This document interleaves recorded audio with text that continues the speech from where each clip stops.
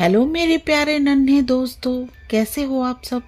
बच्चों, आज जो कहानी मैं आपके लिए लेकर आई हूँ उस कहानी का शीर्षक है संगत का असर। तो ये कहानी शुरू करते हैं। एक बार एक राजा शिकार के उद्देश्य से अपने काफिले के साथ किसी जंगल से गुजर रहा था।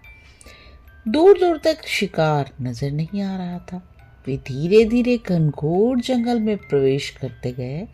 अभी कुछ ही दूरी पर गए थे कि उन्हें कुछ डाकुओं के छिपने की जगह दिखाई दी। जैसे ही वे उसके पास पहुंचे कि पास के पेड़ पर बैठा तोता बोल पड़ा, पकड़ो पकड़ो, एक राजा आ रहा है। इसके पास बहुत सारा सामान है, लूटो लूटो, जल्दी आओ जल्दी आओ।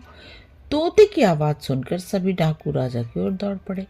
डाकुओं को अपनी ओर आते देखकर राजा और उसके सैनिक दौड़कर भाग खड़े हुए। भागते भागते कोसों दूर निकल गए। सामने एक बड़ा सा पेड़ दिखाई दिया। कुछ देर सुस्ताने के लिए उस पेड़ के पास चले गए।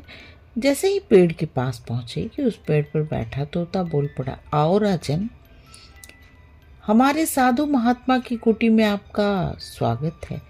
अंदर आइए, पानी पीजिए और विश्राम कर लीजिए।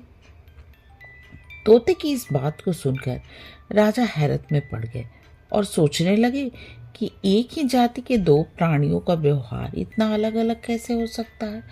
राजा को कुछ समझ नहीं आ रहा था।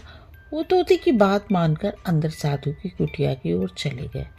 साधु महात्मा को प्रणाम कर उनके समीप बैठ गए और अपनी सारी कहानी सुनाई और फिर धीरे से पूछा, ऋषिवर, इन दोनों तोतों के व्यवहार में आखिर इतना अंतर क्यों है। साधु महात्मा धैर्य से सारी बातें सुनने और उसके बाद उन्होंने कहा कि कुछ नहीं राजन, बस संगति का असर है। डाकुओं के साथ रहकर तोता भी डाकुओं की तरह व्यवहार करने लगा है और उनकी ही भाषा बोलने लगा है। अर्थात जो जिस वातावरण में रहता है वह वैसा ही बन जाता है। कहने का तात्पर्य यह है कि मूर्ख भी विद्वानों के साथ रहकर विद्वान बन जाते हैं, और अगर विद्वान भी मूर्खों की संगत में रहता है तो उसके अंदर भी मूर्खता आ जाती है। इसलिए हमें संगति सोच समझ कर करनी चाहिए।